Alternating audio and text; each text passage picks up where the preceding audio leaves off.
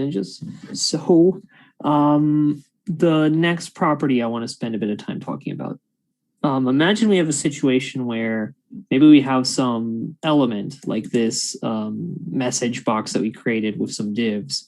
And there's a lot of text that's currently in it, but yeah, if I don't give it a default height, I just leave this out, it will size itself to whatever size it needs to be. But maybe it's very important to me based on my layout that it has a certain size of height.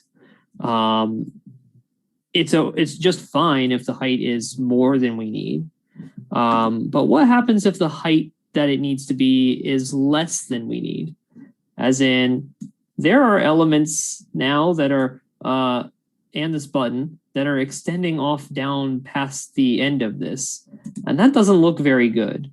So how do we deal with situations like this where we just have more content that we want to put into something than we have space for it? And this is something that we can solve pretty naturally with a property called Overflow. I'm not sure what the default is for Overflow. It's probably none, to be honest. But if we tell it to auto overflow, we gain magical scroll bar powers, and we can scroll through the element. If the element has enough space to fit everything already, it won't suddenly have a scroll bar until we say, there's probably a way to tell it to always be available. But if it's set to auto, which is one of the few choices we're going to make, then yeah, we lose our scroll bar powers. But if it's not large enough, or very not large enough, then the scroll bar is going to be really helpful here for us to scroll through this dialogue. And was that it?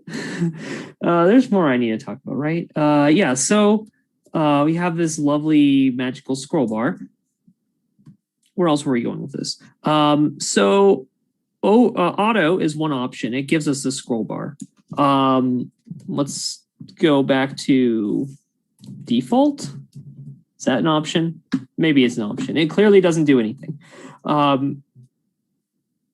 What if we told it to, what if we want to just hide any excess information?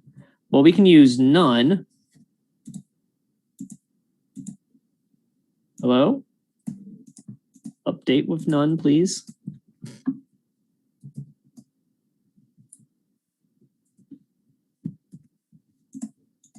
Why aren't you working? All right, for some reason, Overflow none does not want to work for me. That's confusing. I will have to look into that. But yeah, there are ways to tell it to truncate the amount of excess information, as in just end it before we get to the end, or tell it to just hide. Maybe it should be hide. I don't know. All right, well, let's look up the Overflow settings. It can't take that long to find the answer. Overflow CSS. And yeah, when in doubt, W3 Schools is really fantastic for this. They always have good examples where you can see, okay, so visible is the default option. Hidden, okay, Overflow hidden. I would have assumed it to be none. But yeah, Overflow hidden will just hide any excess, which is, it gives us an interesting look, doesn't it? Scroll, I believe, will always have a scroll bar regardless. Yeah, that's what we want. Scroll will always have a scroll bar, even this left-right scroll bar that wasn't necessary before. Even if I have plenty of space, we retain these scroll bars. So maybe it's not the best option. And auto is the sensible option for most of this.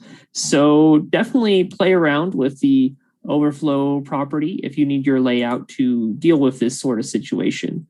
I think auto is a good choice. Who doesn't want more scroll bars in their website? People love scrolling through websites. Anyway, right.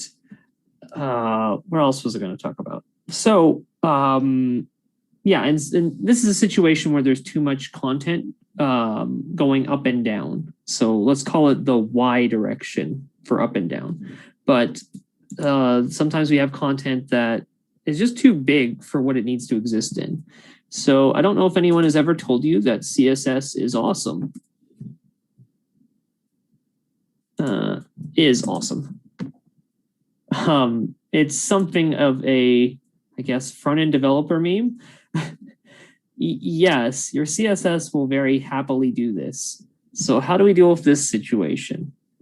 And this is where, honestly, CSS Tricks does a better job explaining it than I ever could. So I'm going to link this page in. But there are choices here. So we could make it break up the words. We could make it hide the excess with overflow hidden, which we just saw. Overflow or text overflow. Oh, that's the one that gives us this ... Auto allows us to scroll through it. So it really depends on the situation, what you're trying to achieve, what you're going to want to go with. But it's a very, there's a literal mug for it, let's say. So yeah, CSS is awesome. And we will have to use it. Sorry. But yeah, with our knowledge of overflow property, we know a few ways to deal with how awesome it is. So let's put that to the test with some of the assignments today. And yeah, really looking forward to seeing you all in class this morning. Take care.